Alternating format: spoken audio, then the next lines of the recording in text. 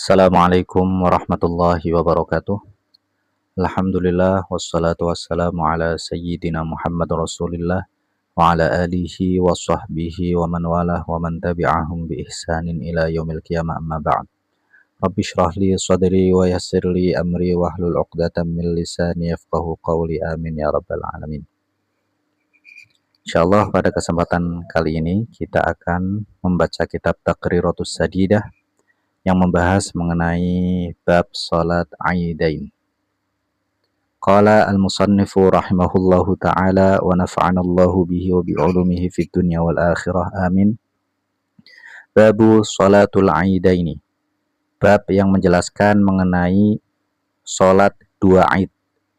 Dua Aid di sini maksudnya adalah salati Aidayil fitri wal adha. Maksudnya adalah dua salat yaitu Aid Fitri dan Aid Adha. Kemudian yang perlu diketahui, kata Aid sendiri itu merupakan mushtaq atau cetakan yang berasal dari kata audun yang artinya kembali. Para ulama menegaskan bahwa kata audun ini atau Aid ini bisa dimaknai tiga hal. Sebagaimana yang disebutkan dalam kitab Fiqh Manhaji. Yang pertama adalah takarruruhu kulla'am. Bahwa Aid ini kembali terus tiap tahun kita akan memasuki sholat Id kalau kita diberikan umur oleh Allah Subhanahu wa taala. Yang kedua adalah audus surur, kembalinya kebahagiaan sebagaimana tahun lalu. Karena di hari Id kita bahagia. Dan yang ketiga adalah kasratu awaidillah. Banyak sekali hadiah-hadiah yang diberikan oleh Allah kepada kita selaku umat muslim di hari Aid. Kemudian di kitab Taqriratus Sadidah ini dijelaskan wa sholatu Aidil Adha afdalu li wurudiha fil Quran. Di antara dua salat Idul Adha dan juga salat Id Fitri, ini yang lebih utama yang mana? Nah, di kitab ini dijelaskan yang lebih utama adalah salat Idul Adha. Kenapa? Karena disebutkan secara langsung dalam Al-Qur'an, a'udzubillahi minasyaitonirrajim, fasholli li rabbika wanhar. Maka salatlah karena Tuhanmu dan berkurbanlah. Para ulama tafsir menjelaskan bahwa salat yang diperintahkan dalam ayat ini adalah salat Idul Adha. Hukmuha, hukumnya bagaimana? Hukumnya adalah sunnatun, sunnah. Bal hiya afdhalun nawafil. Bahkan salat Aid ini adalah salat sunnah yang paling afdhal. Waqila innaha fardu kifayah. Ada juga yang mengatakan bahwa hukum salat itu adalah fardu kifayah. Wa indal Imam Abi Hanifah wajibah. Dan menurut mazhab Abu Hanifah itu hukumnya adalah wajib. Ya, jadi ada tiga hukum. Yang mu'tamad itu sunnah. Ada juga qaul dalam mazhab Syafi'iyah mengatakan fardu kifayah. Dan juga kalau mazhab Abu Hanifah mengatakan wajib. Saking dianjurkannya. Dan perlu diketahui juga bahwa sholat Id ini diperintahkan oleh Allah Subhanahu wa taala kepada Nabi Muhammad pada tahun kedua Hijriyah. Jadi ketika saya membuat video ini, saya membaca kitab ini 1447, berarti sholat Id itu diperintahkan kurang lebih 1445 tahun yang lalu. Kemudian, waktu sholat Id itu kapan? Min tulu'i syamsi ila zawal min yaumi Idul Fitri al-awwal min Syawal wa min yaumi Idul Adha al-ashir min Dzulhijjah. Jelaskan bahwa waktu Idul Fitri itu adalah pada tanggal 1 Syawal. Salatnya itu dilakukan setelah terbitnya matahari sampai sebelum zuhur pada tanggal 1 Syawal. Adapun kalau Idul Adha itu dilaksanakan pada tanggal 10 Dzulhijjah. Baik, itu diantara pembukaan atau hal yang harus kita ketahui mengenai sholat Idul Fitri ini. Kemudian pembahasan kedua menjelaskan mengenai sunanuha. Wa sunanuha. Pendek ya, sunanuha. Dan kesunahan-kesunahan daripada sholat Idul Fitri ngapain aja sih kita? Yang pertama adalah ta'khiruha ila an tartafi'a qadra rumhin. Mengakhirkan sholat Id Fitri tadi sampai ukuran rumah. Nah, dalam istilah fikih rumah ini itu adalah 4 derajat. Nah, 1 derajat itu 4 menit, jadi 4 kali 4 16 menit. Jadi setelah matahari terbit, kemudian 16 menit kemudian itu sunnahnya diadakan sholat Idul Fitri atau Idul Adha tersebut. Kemudian yang kedua, fi'aluha bil masjidi ini tas'ah wa illa fi ghairihi wa taqiful huyyadu bi babil masjidi yasma'nal khutbata. Kemudian dianjurkan juga dilakukan di masjid jika mampu menampung jumlah jamaah. Nah, jika jamaahnya meledak, jumlahnya banyak gitu ya, itu bisa dilakukan di lapangan.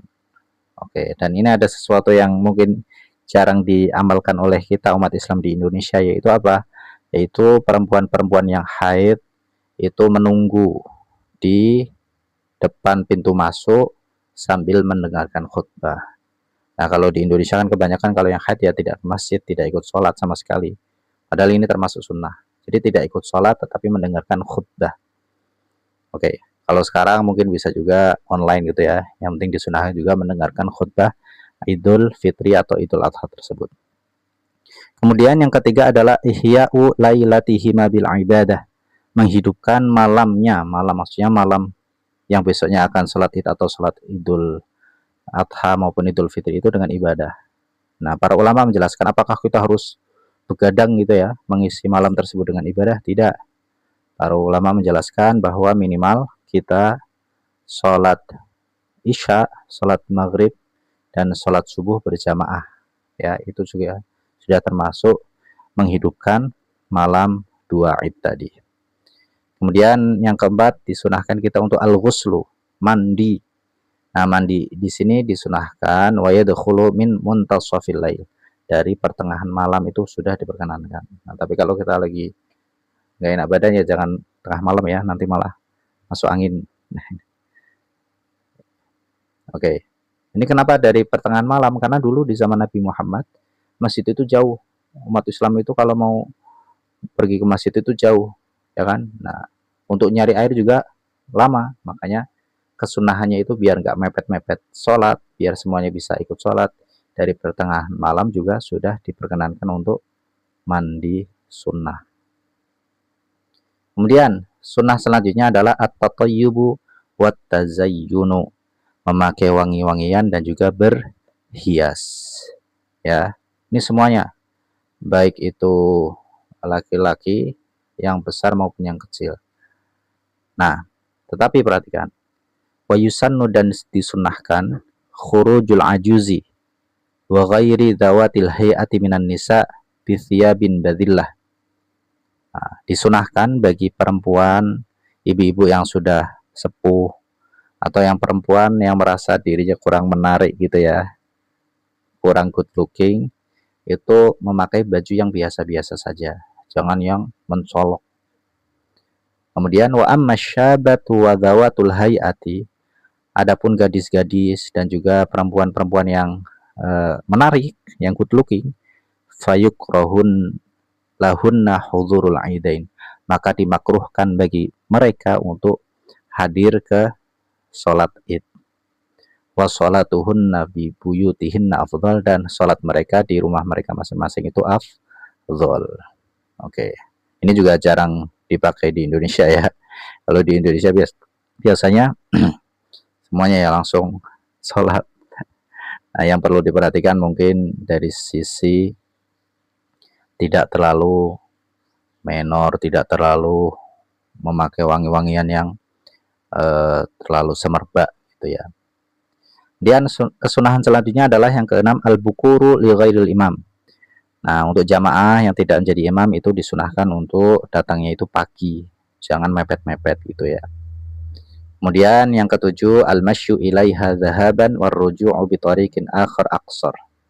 Ya, ketika kita menuju ke masjid atau ke tempat kita akan sholat, itu disunahkan untuk mencari jalan yang berbeda.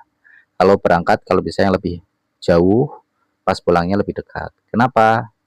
Karena yang dicatat itu yang lebih gede itu adalah jalan di mana kita pergi. Adapun pulangnya itu tidak lebih besar daripada ketika kita pergi sebelumnya. Nah, kenapa demikian? Karena diantaranya adalah disunahkan untuk fa'in dabu tatwilhu yaksural ajru bi kasratil khuta wal yustafta in kana min ahlil ilmi wa yatasaddaqa fihima wal yashhada lahu tariqan. Di antara hikmah-hikmahnya kenapa kita harus mencari jalan yang berbeda tadi, karena pertama agar kita mendapat pahala karena banyaknya langkah kaki yang kita lakukan. Kemudian jika orang tersebut orang alim, ketemu orang-orang yang ingin bertanya bisa sambil menjawab. Atau bisa ketika jalannya lebih jauh kita bisa ketemu orang-orang saudara-saudara kita yang membutuhkan. Kita bisa bersedekah juga. Dan juga wal yashhadalahu tariqan, agar jalan yang kita lewati tadi bisa nanti menjadi saksi bagi kita kelak di hari kiamat. Allah taala alam ya.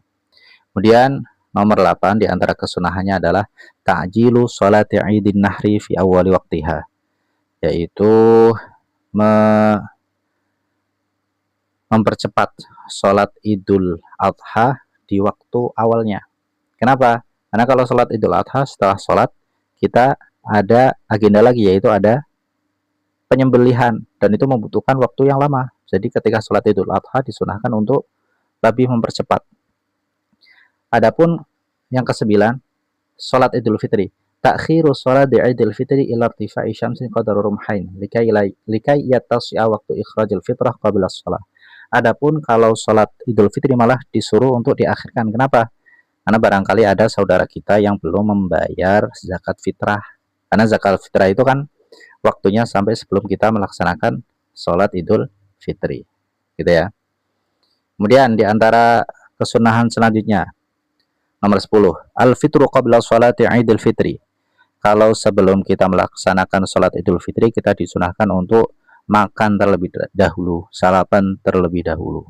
Dan yang lebih afdal itu dengan tamr, bitamrin watron, dengan kurma secara ganjil.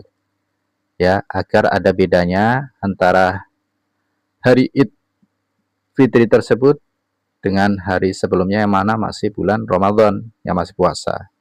Gitu ya. Itu kalau Idul Fitri. Kalau Idul Adha bagaimana? Al-imsak. Kalau Idul Adha kita disunahkan untuk tidak makan terlebih dahulu. Kenapa? Karena nanti setelah sholat Id akan ada penyembelihan dan kita disunahkannya itu untuk memakan hewan yang disembelih tersebut. Oke. Kemudian pembahasan ketiga, tadi kan pembukaan, kemudian sunah-sunah, kemudian kaifiyah. Kaifiyah itu tata caranya. Tata cara kita melaksanakan sholat Idul Fitri dan Idul Adha itu adalah bagaimana? Hiya raq'atani, itu 2 rakaat. Yusannu fihima, disunahkan di dalam keduanya itu yang pertama adalah an yukabbira fir raq'atil ula sab'a takbirat yaqinan duna baina du'ail istiftahi wa ta'awudhi wa fir raq'atis tsaniyah khamsa takbirat. Ya, kita membaca di salat yang pertama 7 takbir, 7 takbir selain takbiratul ihram. Ya. Kemudian ketika rakaat kedua itu 5 takbir selain takbiratul intiqal. Intiqal itu perpindahan ya, ketika kita rakaat pertama kan kita mau ke atas kan Allahu Akbar. Nah, itu tidak dihitung. Oke. Kemudian di antara 2 takbir tersebut kita disunahkan untuk membaca baqiyatus shalihat. Jadi subhanallah walhamdulillah wala ilaha illallah wallahu akbar. Allahu akbar, gitu ya. Ini. Kemudian raf'ul yadaini fiha. Kita disunahkan juga di antara tata cara melaksanakan salat itu adalah kita mengangkat kedua tangan kita. Kemudian al-jahru fiha lil imami wal ma'mumi wal munfarid. Jahr, meskipun kita sholatnya sendirian di rumah, misal kita telat atau kita berada di negara yang sangat jauh masjid dan orang Islamnya sedikit, kita sholat id sendirian, itu disunahkan untuk jahar juga. Oke, an yaqula baina kulli takbirataini al-baqiyatus shalihat, tadi itu sudah saya singgung. Kemudian an yadha'a yumnahu 'ala yusrahu tahta sadrihi baina kulli takbiratain. Jadi setiap takbir kan Allahu Akbar. Nah, itu tangan kita sedekap kembali, bukan ke bawah. Jadi kembali seperti kita sholat ya. Kemudian nomor 6, Waslut takbirati bitta'awudz. Setelah selesai takbirnya, yang rakaat pertama kan 7 takbir tadi. Rakaat kedua 5 takbir. Setelah selesai, kita juga disunahkan untuk langsung Allahu Akbar.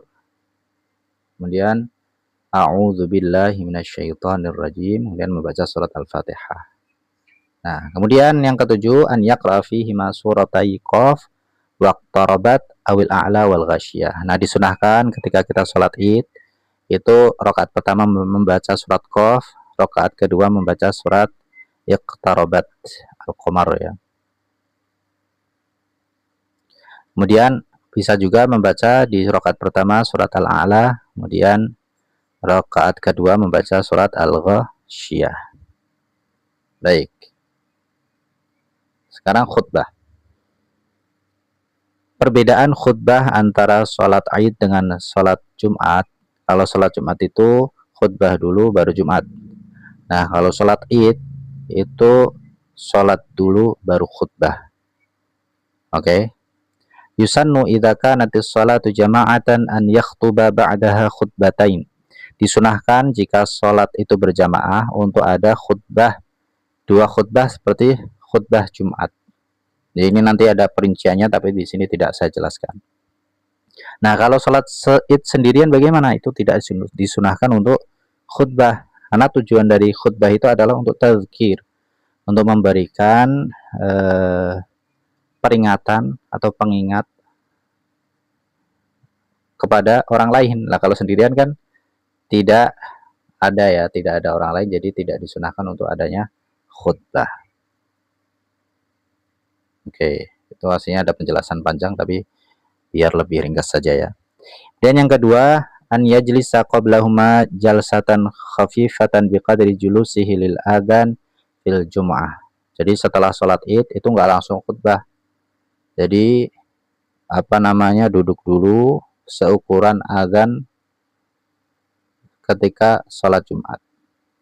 Yang ketiga, an yukabbira fi iftitahil ula tis'an wilaan wa fi iftitahil tsaniyati sab'an wilaan. Oke, kemudian kan 2 khutbah. Nah, khutbah yang pertama itu si khatib takbir 9 kali. Kemudian khutbah kedua khatibnya takbir sebanyak 7 kali secara berurutan ya. Kemudian yang keempat di antara kesunahan khutbah Jumatnya adalah an yadhkura fihi ma yaliku bil hal. Fayata'arrad li ahkami zakatil fitri fi 'idihi wal ahkamil udhiyati fi 'idiha. Jadi menjelaskan apa yang pas untuk saat itu. Jadi kalau Idul Fitri menjelaskan mengenai zakat, hikmah puasa, tujuan puasa Ramadan dan seterusnya, pun di Idul Adha dijelaskan mengenai hikmah, hukum-hukum yang berkaitan dengan udhiyah. Oke, kemudian pembahasan selanjutnya adalah masailu fil aidi. Permasalahan-permasalahan yang sering kita temukan di sholat Id. Nah, yang pertama adalah tusannut tahniah bil aid. Kita disunahkan untuk mengucapkan selamat bagi saudara-saudara kita yang berada di sekitar kita akan datangnya hari Id. Ya, biasanya kullu am wa antum bi khair, atau selamat hari raya kalau bahasa Indonesia bisa juga. Oke. Intinya disunahkan seperti itu. Kemudian di antara masalah-masalah lainnya adalah bentuk takbirnya. Ini sudah sangat masyhur ya. Ini saya tidak baca semuanya karena ini agak jelimet dikit. Ini kita yang mudah-mudah. Takbirnya disunahkan bagi laki-laki untuk mengeraskan suaranya. Ya. Siganya adalah Allahu Akbar, Allahu Akbar, Allahu Akbar. La ilaha illallah, Allahu Akbar, Allahu Akbar walillahil hamd. Allahu Akbar kabira walhamdulillahi katsira wa subhanallahi bukratan wa asila. La ilaha illallah wahdah sadaqa wa'dah wa nasara 'abdah wa a'azza jundah wa hazzamal ahzab wahdah. La ilaha illallah wa la na'budu illa iyyah mukhlishina lahuddin walau karihal kafirun, la ilaha illallah, wallahu akbar, Allahu akbar, walillahil hamd. Oke ya, jelas insyaallah. Kemudian ini juga perlu diketahui bahwa takbiran atau takbir itu ada dua macam. Yang pertama adalah, itu bisa dilihat, takbir mursal. Kemudian yang kedua adalah takbir muqayyad.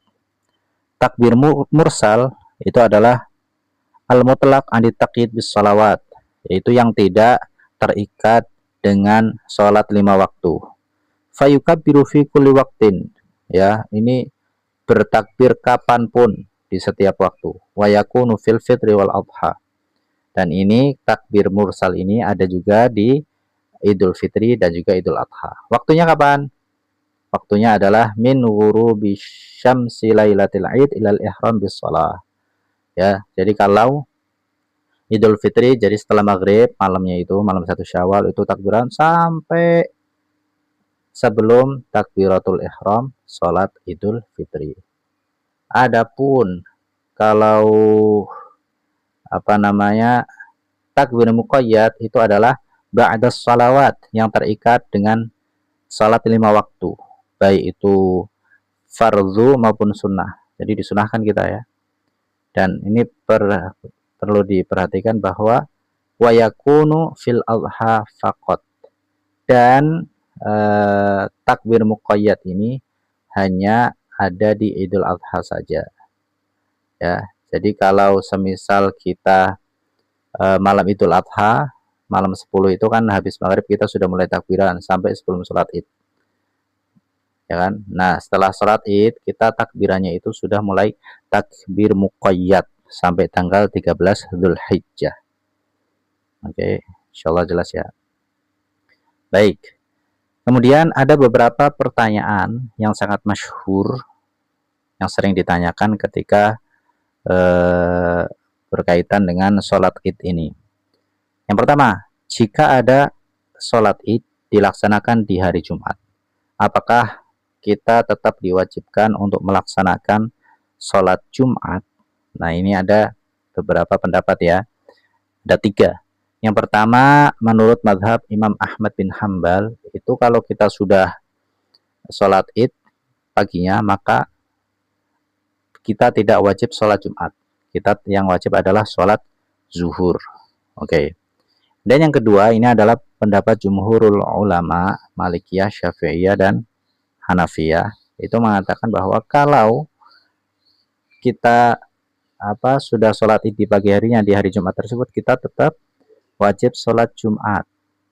Adapun rukhsahnya itu hanya diberikan bagi orang-orang yang rumahnya jauh dari masjid, yang mana paginya udah ke masjid, siangnya harus ke masjid lagi, kan repot. Nah, itu diberikan rukhsah untuk tidak melaksanakan sholat Jumat, tapi tetap melaksanakan sholat zuhur. Untuk pendapat yang ketiga itu adalah mazhabnya Atha bin Abi Rabbah, yang mengatakan bahwa kalau kita tidak sholat kalau kita paginya sudah sholat Idul Fitri, maka siangnya nggak wajib sholat Jumat, bahkan sholat zuhurnya juga udah tidak wajib lagi. Oke. Kemudian pertanyaan biasanya yang datang karena mungkin malamnya terlalu lama begadang, akhirnya pas paginya dia telat sholat id. Nah, bagaimana hukumnya? Kalau sebelum sholat zuhur ya, dan kita udah kesiangan banget, maka kita boleh sholat sendirian. Tapi kalau semisal kejadiannya kita berangkat ke masjid, sudah khutbah, bagaimana? Nah, kita dengerin khutbah dulu, baru sholat id setelah itu. Oke. Dan itu sholatnya adaan, maksudnya niatnya itu adaan lillahi ta'ala.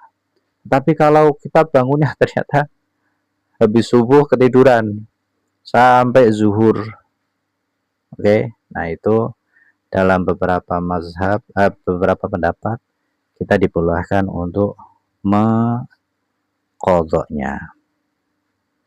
Karena jarang-jarang ya, ini kan termasuk afdhalun nawafil atau sholat sunnah yang paling afdhal.